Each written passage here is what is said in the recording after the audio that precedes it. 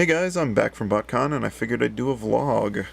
I just wanted to talk, I guess, about my impressions of this year's convention. This is my third year going, so I'm not really a Botcon noob or anything like that. First off, I have to say the dealer room this year was a bit more expensive than in prior years.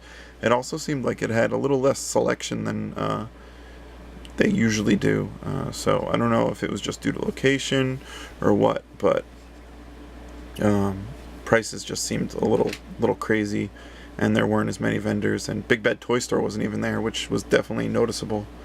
So hopefully they correct that for next year.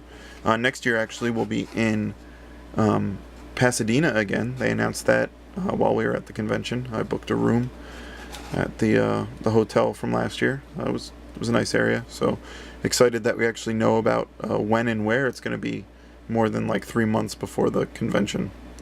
So you can start planning. Also, I guess they announced that at the awards dinner, and the awards dinner was a new addition they have. They always have some sort of a dinner at a BotCon, but this year was like a Hall of Fame dinner, and the food was good. The videos they played for us were really good. They had a lot of humor, but there was also a lot of heartfelt moments when they inducted people like Peter Cullen into the Human Hall of Fame, or what have you. The TFW meetup this year was great. It always is. I love going every year and getting to see the guys that I only get to see once a year, hanging out with them. I really feel like if you just go to the conventions for the toys, you're getting half the experience, because there's people that you get to meet and hang out with that just make it worth the travel. And I'm sure there's a lot of people that agree with me. Maybe it's not for everyone, but I definitely look forward to next year when we can all hang out again. The TFW meetup is on Friday nights typically, and if you post or even kind of just lurk the boards, I would totally recommend attending. It's always a good time, a lot of drinking.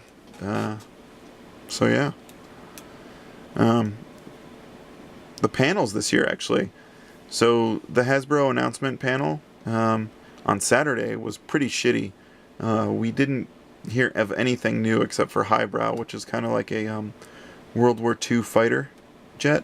I took some video of it. Hopefully I'll post them at some point, of the display cases with the figures in it. And then we got to see like Blur with the head that's remolded from Drift. But I mean, nothing that shocked us. But on Sunday, the Hasbro design panel just knocked it out of the park. There was so much G1 love. I mean, everything they announced, I was like, oh, I'm gonna have to buy that. There was a Thunderwing, a Skullgrin, a Wind Charger, a Jazz. Finally, they kind of hinted at that there were other things that they couldn't get to show us, and one of them was a cup. So we'll see if that winds up being true. Also, Wheeljack was hinted at as one of the things that should be made. Kind of blanking. Who else did they show? Oh, they showed a new Scourge. Just the whole next year's worth of Generations figures look pretty much amazing. And I'll probably have to pick up like every one of them. So we'll see. And then they talked about the fiction a little bit more, and how they're kind of unifying their universe. So they're kind of starting from scratch, taking elements from all the series that they've had, and kind of building one consistent universe. And one of the things they were doing is they showed us a couple of the original 13 that are going to be in the fiction, along with some pictures for them. They looked really, really nice. So actually made me want to go out and get the I think it's called Exodus, the new novel that just came out, which is the kickoff, along with War for Cybertron, with all of the fiction. So looking forward to see what happens there. Aside from that, none of the panels were too shocking. The Collectors Club panel, they announced that we're going to get a Transtech Cheetor out of the animated Blur mold, which is awesome. And also we will be getting a G2 Ramjet from the Classics Ramjet, so that'll be really nice to go along with the set from this year. And then aside from that, basically I picked up from the convention All the add-ons, the box set that's behind these guys. I got to do the custom class, which I did a video of, and Drift Dies, making a G2 sideswipe. What else did I get? I found Drift and Thrust at Toys R Us after the convention. While we were at the convention, the buy one get one free was up on Toys R Us, and I figured I'd just wait and see if they were by me, and they were. I got the last two there, but usually they're never around by me when they say they get released. So hopefully they're widespread everywhere and everyone can find them, because the Drift mold is really nice. But actually at the con, what else did I get?